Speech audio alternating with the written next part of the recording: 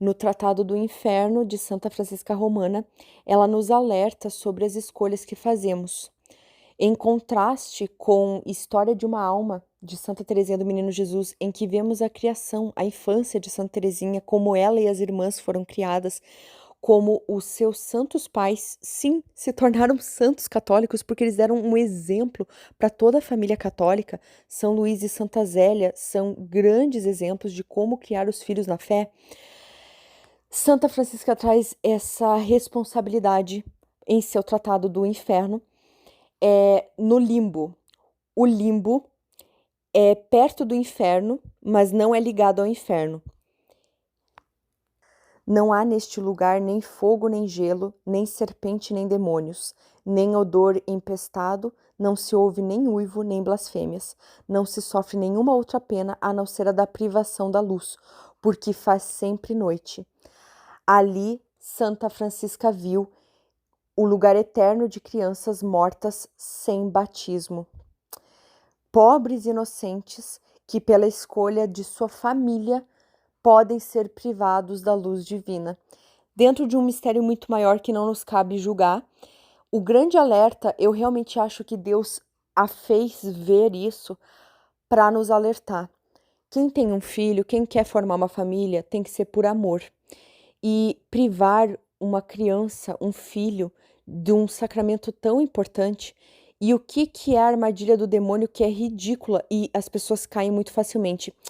Eu não vou ensinar meu filho a fé. Quando ele crescer, ele pode escolher. Ué, então por que você ensina seu filho a andar? E se seu filho, quando crescer, se recusar a andar, achar uma vergonha andar, não quiser andar? Você perdeu o seu tempo ensinando ele a andar? Você deu condições dele andar, mas não pensou que talvez ele não queira? Por que você ensina seu filho a escrever, a ler? E se ele não quiser?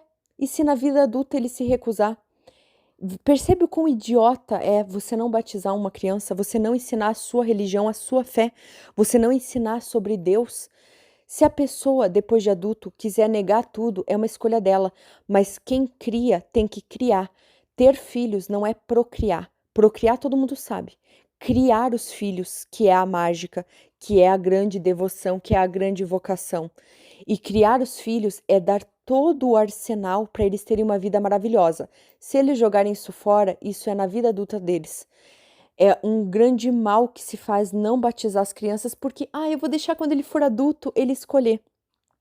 Mas você não quer que ele se perca na vida, você quer que ele aprenda a ler, escrever, a andar, a ter independência, a pensar por si mesmo, a ler livros, a entender da filosofia. Se você quer ensinar as coisas para ele, é porque no futuro ele tem que ter o poder de escolher. Se você não apresenta a verdade a ele, como ele vai saber escolher? Então não faz sentido não ensinar religião, não ensinar a fé, mas deixar ele ir para a escola, deixar ele aprender a ler, escrever, a andar, porque vai que na vida adulta ele renuncia a tudo isso. A missão da família é doutrinar, é ensinar o caminho que acredita ser o melhor. Se a pessoa vai jogar fora depois, é um problema dessa pessoa. Nos cabe fazer a nossa parte. Eu realmente acredito que essa parte do limbo foi revelada a Santa Francisca numa tentativa de acordar as pessoas para o mal do novo século, né? Eu acho que se isso podia ser um problema na época de Santa Francisca, hoje nem se fala. Tem gente que foi criada na fé católica que teve a bênção de ser batizado e não dá essa bênção aos seus filhos, que é um ato de amor. Então fica essa reflexão. Santa Francisca também conheceu o purgatório. Tinham palavras escritas na porta: aqui é o purgatório, lugar de esperança, onde as almas esperam a realização do seu desejo. O anjo Rafael lhe mostrou as 3 partes desta morada, e eis o que ela viu. Na parte mais baixa arde um fogo que ilumina, nisso distinto daquele do inferno, que é preto e sem nenhuma clareza. Este fogo é muito ardente e de cor vermelho. É aí que são punidas as almas em dívida com a justiça divina, de penas temporais merecidas por causa de grandes pecados, e o fogo as atormenta mais ou menos rigorosamente, segundo a qualidade e a quantidade das dívidas. O anjo lhe diz que 7 anos de sofrimentos nesta parte inferior correspondem a uma pena temporal merecida por um só pecado mortal. Então, aqui também vou fazer um parênteses. Na nossa fé, além de ter o sacramento da confissão que perdoa o pecado, nós também temos uma pena temporal a pagar por aquele pecado cometido. E as indulgências da Igreja Católica podem nos salvar de muito tempo no purgatório. Inclusive, pela confissão e pelas indulgências, existem almas que praticamente nem passam pelo purgatório, algumas vão direto para o céu. Deem uma olhada, existem nas indulgências, pode ser a caridade, a esmola, mas também pode ser coisas ainda mais fáceis na rotina da fé. Existem várias orações, inclusive algumas jaculatórias, orações curtinhas que dão indulgência. Se você frequenta a missa, se você se confessa com frequência, reza com amor e devoção, se mantém nessa fé, essas orações curtinhas podem te salvar de várias penas no purgatório. Continuando.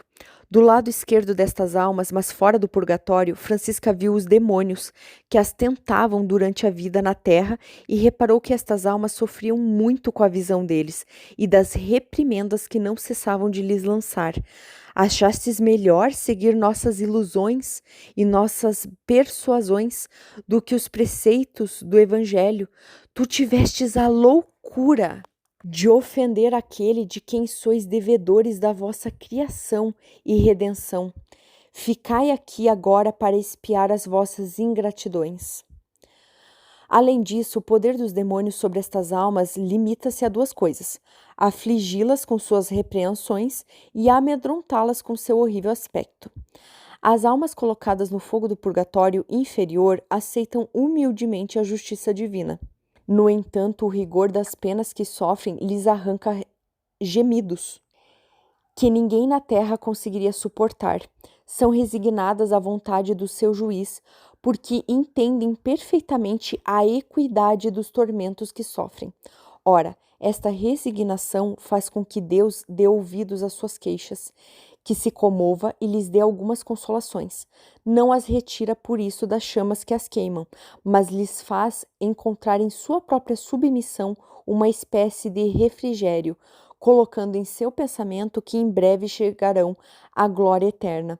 Conhecem não só os seus próprios pecados, mas também os das outras almas que sofrem com elas, e todas estão contentes da justiça punitiva de Deus, que realiza com tanta equidade, até porque o próprio Jesus, a Santa Faustina, revela que a justiça divina, a ira divina, é justa, a justiça divina é justa.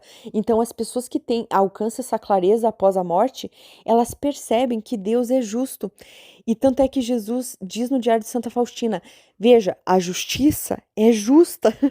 Mas, por favor, eu quero que vocês leiam o Diário de Santa Faustina e pleiteiem a misericórdia como filho pródigo. A misericórdia vos salvará de muitos problemas, porque nós sabemos a tua fraqueza. A justiça é justa, mas quem puder, por favor, pleiteie a misericórdia. E é por isso que aqui na nossa passagem na terra, a gente tem que procurar amar a Deus e entender que Ele é bom, justo e santo. E clamar pela sua misericórdia e lutar por ela, né? Nos fazer minimamente valorosos para recebê-la e nos abandonarmos completamente em Deus. Inclusive, em História de uma Alma, Santa Teresinha mostra como ela faz isso, nesse caminho da vocação da santidade. Então, as almas do purgatório, assim como as almas do inferno, elas sabem que elas estão naquele lugar pagando suas penas, sejam provisórias, como no purgatório, ou eternas no inferno, e elas sabem que é por conta delas mesmas, porque Deus é justo, Deus não te colocou naquela situação, você escolheu no teu livre-arbítrio. Por isso o padre Gabriele Amorfi fala tanto nos seus livros: o grande mistério do sofrimento na terra é a liberdade. Todo mal que acontece tem uma resposta: o livre-arbítrio, a nossa liberdade mal utilizada. Porque se todos nós fizéssemos o que Jesus pediu, nós praticamente teríamos o céu já aqui neste mundo. Mas não fazemos isso. Francisca continua: quando um anjo da guarda conduz para este purgatório inferior a alma que lhe é confiada, ele se coloca do lado direito da porta, enquanto que o anjo mau fica do lado esquerdo, e permanece lá até que a alma inteiramente purificada se torne livre para subir ao céu. É o anjo que recolhe os sufrágios oferecidos a ela na terra e os apresenta à justiça divina, que lhas devolve para que ele as aplique a esta pobre alma. Como um remédio que alivia suas dores, apresenta também a justiça divina todas as boas obras realizadas durante a sua vida mortal, enquanto que o anjo mau mostra sem cessar a justiça divina os pecados que essa alma cometeu. Quando uma alma faz doações antes de sua morte, Deus, em sua bondade, logo as aceita e as recompensa, mesmo quando os encarregados de concretizar essas doações na terra, por negligência, não o fazem. No entanto, se ela colocou em testamento tais doações para serem concretizadas depois da sua morte, por apego às riquezas, Deus somente a recompensará após o prazo estipulado por ela para sua execução. No purgatório inferior há 3 prisões separadas, onde o fogo não tem igual ardor, queima mais na primeira do que na segunda e esta mais do que na terceira, porque ele se baseia a justiça divina no critério de equidade. Cada um recebe o que deve receber, a sua parcela. A primeira prisão é reservada aos sacerdotes e religiosos, mesmo se cometerem pecados menores do que os leigos, porque tiveram mais luzes e não honraram a sua dignidade como era devido. Francisca viu nesta prisão um padre muito piedoso, mas que satisfez demais o seu apetite no uso dos alimentos. A segunda prisão é a morada dos religiosos e dos clérigos que não honraram o sacerdócio. Na terceira, habitam as almas dos leigos que cometeram pecados mortais e não os expiaram durante a vida na terra. De novo, confissão, maravilhoso, procurem as indulgências, tá? E as indulgências não precisam envolver dinheiro, doações, esmolas. Ah, eu não tenho R$1 no bolso. Indulgência não tem a ver com dinheiro, tem a ver com caridade. E a tua caridade pode ser também na oração. Você pode rezar pelas almas do purgatório, isso é muito válido, é um sufrágio maravilhoso. Tem a Liga Católica dos Sufragistas, inclusive, do sufrágio das almas do purgatório, que se baseia basicamente em rezar pelas almas do purgatório, só isso, e divulgar essa devoção, essa tradição de rezar pelas almas do purgatório. Além disso, tem várias pequenas orações jaculatórias que levam a indulgências parciais e plenárias. Vão atrás disso, que vale muito a pena. Ensine seus familiares, rezem por eles também.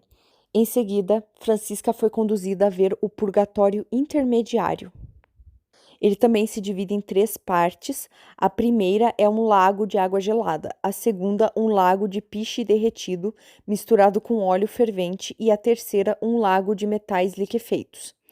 É neste purgatório que são colocadas as almas que não cometeram pecados graves suficientes para serem colocadas no purgatório inferior. São os pecados veniais que conduzem a este purgatório intermediário. Nesta prisão, há 38 anjos que sem cessar são ocupados a transvasar estas pobres almas de um lago para o outro, o que fazem de maneira muito graciosa e com grande caridade. Estes anjos não são escolhidos dentre os anjos da guarda, são outros anjos que a bondade divina encarregou deste mistério. Atribuo sua missão à bondade divina, porque a presença deles é um grande alívio para estas almas. A serva de Deus recebeu nesta visão várias luzes sobre a aplicação dos sufrágios que os vivos oferecem pelos mortos, que merecem muito serem comunicadas. Conheceu que as missas, indulgências concedidas e boas obras oferecidas por certas almas pelos parentes e amigos não são integralmente aplicadas. Elas recebem sim a melhor parte, mas o restante é repartido entre todas as almas do purgatório. Francisca conheceu que estas ofertas feitas por erro a almas que já estão no céu são primeiro em proveito das que as fizeram. Ou seja, quando você reza por uma alma de um parente que você não sabe se ele está no purgatório, no inferno ou no céu, né? Você reza para, no máximo, a pessoa, se não está no céu, está no purgatório, e você tenta tirá-la do purgatório. Tudo que você reza por esta alma fica um parte guardado para você quando for para o purgatório, se aquela alma já foi libertada, e uma parte também desse mérito vai para outras almas do purgatório, como uma caridade. Sim, gente, nós católicos temos que rezar muito pelas almas do purgatório. É uma caridade fraterna tão linda. E nestes mesmos auxílios dirigidos pelos vivos às almas, que eles pensam estar em via de salvação, mas que de fato estão condenadas. Então, o que acontece? Quando você reza por uma pessoa que infelizmente foi para o inferno, Esses benefícios entram integralmente no tesouro dos seus próprios autores, de quem reza, porque os condenados não podem aproveitar. E daí Deus deixa na sua continha, na sua conta do banco, isso. E eu vejo isso como um incentivo de Deus para a gente rezar. A gente pode rezar pelaquela pessoa que a gente jura, às vezes até uma celebridade. Poxa, aquela celebridade não era católica, aquela celebridade falava mal da igreja, falava mal de Jesus, ninguém da família é vivo, ninguém da família daquela celebridade reza por ela. Reze por ela. Reze pelaquela pessoa que você acha que está no inferno. No mínimo, você tem a ganhar. Eu acho que é sobre isso. Deus quer incentivar a gente a isso, porque a gente não tem como adivinhar quem está no céu, no inferno, no purgatório. Então, reze. Seja caridoso, reze. Você não tem nada a perder, pelo contrário, você só tem a ganhar. Mas faça essa caridade. Você não sabe onde a pessoa está e você pode ser muito útil. Isso é caridade, isso é um bem, é um tesouro que o católico faz. É de se notar que Francisca, ao sair de uma dessas visões, que havia durado cerca de 2 horas, pensou ter passado um tempo bastante considerável. Resulta daí, portanto, que o tempo que parece passar rapidamente na Terra parece muito longo na eternidade. A comunhão dos santos que nós cremos como dogma de fé no nosso credo, a glória dos santos no céu é vista por Santa Francisca Romana. E eu vou deixar um último comentário para lembrarmos que a nossa vocação é a santidade, é o céu. Nós estamos exilados nessa terra, neste vale de lágrimas, né? E o nosso foco, mais do que tudo aqui na terra, é a eternidade nossa e com a nossa família, com os que amamos, com todas as almas possíveis. Então, nossa vocação é a santidade e eu vou terminar o Tratado do Inferno com essa mensagem tão linda. Quanto mais uma alma tem sutileza e capacidade no entendimento, tanto mais será saciada na visão beatífica. É verdade que no céu todas as almas estão plenamente saciadas, mas cada uma está segundo a medida da sua capacidade e da sua sutileza com que penetra na compreensão da vontade divina. É aquela equidade, a cada um a sua parte. Inclusive, em História de uma Alma, Santa Teresinha diz que ela ficou um pouco aflita. Ela era bem pequenininha. Ela desde que se conhece por gente, ela é evangelizada na casa dela. Leiam, quem puder, História de uma Alma. Sejam devotos de Santa Teresinha do Menino Jesus e vocês, se lerem o livro, vão ficar devotos dos pais dela, Santa Zélia e São Luís, tá? A primeira palavra que Santa Teresinha aprendeu a ler foi céus, de tanto que ela consumia esse tipo de conteúdo. E Santa Teresinha, ainda muito pequena, ela ficou muito aflita que no céu nem todos vão. Existe a equidade, que é a cada um vai ter uma medida da sua capacidade, mas todos estarão saciados. E ela tinha dificuldade de entender. E uma de suas irmãs falou: ela encheu um copo d'água e um dedal pequenininho. E ela perguntou para Santa Teresinha: quem está mais saciado na água de Cristo, na água santificante de Deus, na glória de Deus? E Santa Teresinha olhou o dedal cheio e o copo cheio, e ela falou: os dois estão cheios até onde dava. E a irmã de Santa Teresinha falou: isso é o céu. Todos nós estaremos plenamente saciados em Deus, cada um como o recipiente do que ofereceu na terra. Quem pôde oferecer um dedal, encherá de água o dedal e estará saciado. E quem oferecer um copo, oferecerá um copo. Então, o caminho da nossa santidade é: vamos todos buscar a pátria verdadeira e final, que não é aqui na terra, né? É lá no céu, na eternidade. Vamos fugir a todo custo do inferno e vamos nos esforçar para fugir do purgatório, para não precisar disso. Vamos nos confessar com frequência. Padre Duarte Lara, que é exorcista, recomenda a confissão mensal. O mínimo na igreja é uma vez por ano. Tem gente que faz semestral, trimestral. Padre Duarte convida mensal, porque a gente não sabe quando vai morrer, né? E além disso, indulgência. Pratique as indulgências. Reze, tem indulgência que é orações curtinhas e podem te resolver muito problema. Reze pelas almas do purgatório, reze pela sua família, para todo mundo ir para a eternidade junto. A nossa vocação é a santidade. E além da gente procurar ser a santidade, seja o dedal ou o copo, quanto melhor a gente ser um copo, uma jarra, do que um dedalzinho, né? Fica essa reflexão.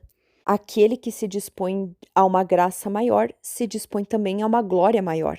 Santa Francisca Romana via tudo isso durante os seus êxtases, no espelho divino. Além disso, declarou muitas vezes que ela submetia todas as suas palavras ao julgamento da Igreja Católica, em cujo seio queria viver e morrer. Louvado seja Deus. Amém. Que nós busquemos a santidade, a nossa pátria final. Santa Faustina, Santa Teresinha, todos os doutores da Igreja concordam. Somos exilados, estamos vivendo um exílio. Não vamos confundir aqui com a pátria final.